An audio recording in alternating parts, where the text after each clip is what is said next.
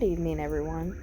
I am enjoying this rainy evening on the strawberry moon, and I would like to talk to y'all about a topic that, I don't know, to me it's made me ponder life, so to speak, and I don't really know if people really think about this or even really acknowledge it. But paganism has changed so much over the decades. And I grew up hearing the stories from my old high priest, and he would tell me so many interesting stories about how it was back in the day. And they would just give each other a phone call and say, hey man, we're meeting here for midsummer, we're gonna do a ritual, midnight margaritas, and we're gonna drum out and have a great time. And people would show up and they would bring their friends and their friends' friends, and they would have these huge gatherings. And to me, it's amazing, how people would come together back in the day to have a good time. Now, granted, when these things were going on, it was, back in the 60s, 70s, 80s, and, people would gather together and, do awesome things together, as well as many other recreational endeavors. However, pagan communities would come together.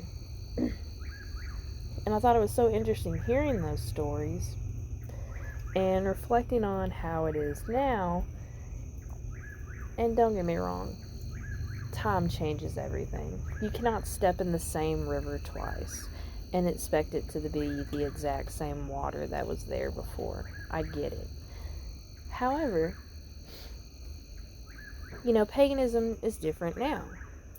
We have the internet compared to back then. They did not have those things. They had a phone, pay phones, or, the phones that they had, just landlines.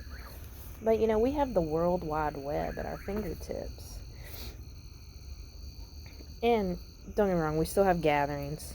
They're just different than back then. And I'm not really trying to reminisce on how it was back then, but the stories were very inspiring to me.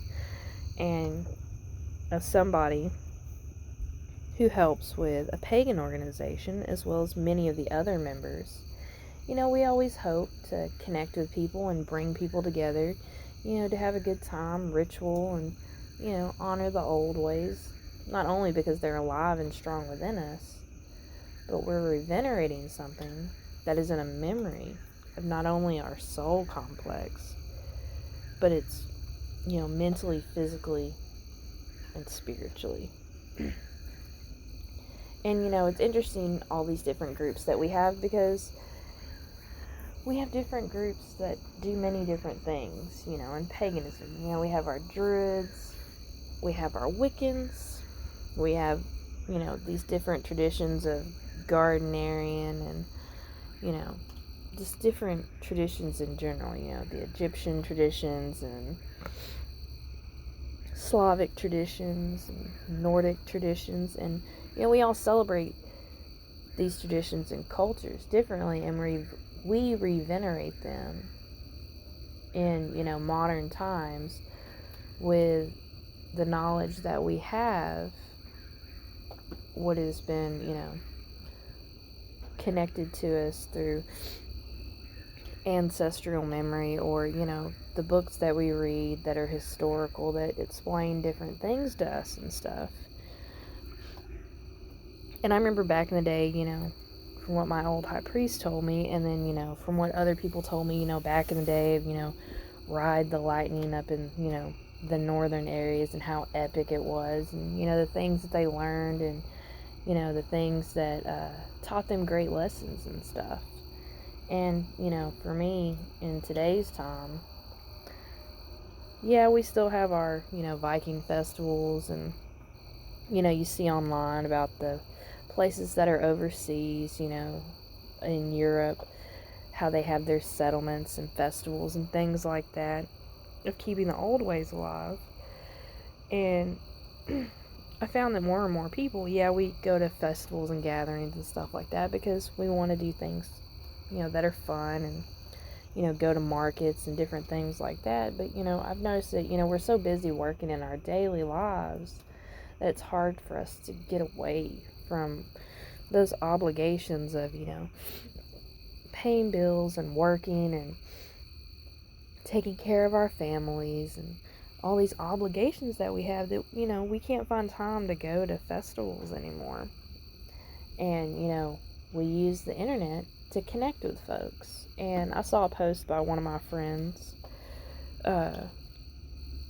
about how, is the internet, slowly making us having tribal connections online, and will it slowly come to a new era where, people don't meet in person anymore and we just meet virtually, and that's how we find our sense of community and tribe.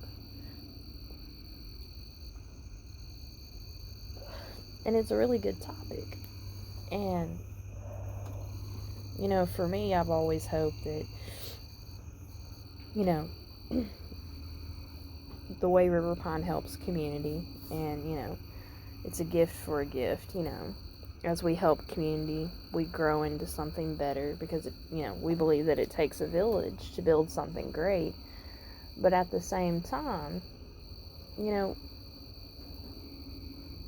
will people slowly end up, coming together like they did back in, the 60s, 70s, and 80s, and, build a better foundation, that slowly dissolved over time because, people get old and, priests and priestesses retire from their jobs and, what they help with the community and stuff like that because, it is a strenuous job to be a priest or a priestess, as well as, the community that you work with and build, and, the members that you have that, they're those pillars that, help build it, between the struggles that we go through, trying to make it from day to day and taking care of our obligations, people get tired and, we want to have fun and, build a community and stuff like that, but it's difficult in the time we live in because, there's so many things on the rise that are transitioning and,